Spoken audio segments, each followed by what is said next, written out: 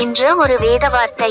இந்த நியாயங்களை நீங்கள் கேட்டு கைக்கொண்டு அவைகளின்படி செய்வீர்களானால், அப்பொழுது உன் தேவனாகிய கர்த்தர் உன் பிதாக்களுக்கு ஆணையிட்டு கொடுத்த உடன்படிக்கையையும் கிருபையையும் உனக்காக காத்து உன்மேல் அன்பு வைத்து உன்னை ஆசீர்வதித்து உனக்கு கொடுப்பேன் என்று உன் பிதாக்களுக்கு ஆணையிட்டு கொடுத்த தேசத்தில் உன்னை பெருக பண்ணி, உன் கற்பக்கனியையும் உன் நிலத்தின் கனிகளாகிய உன் தானியத்தையும் உன் திராட்சரசத்தையும் உன் எண்ணெயையும் உன் மாடுகளின் பலனையும் உன் ஆட்டு மந்தைகளையும் ஆசீர்வதிப்பார்.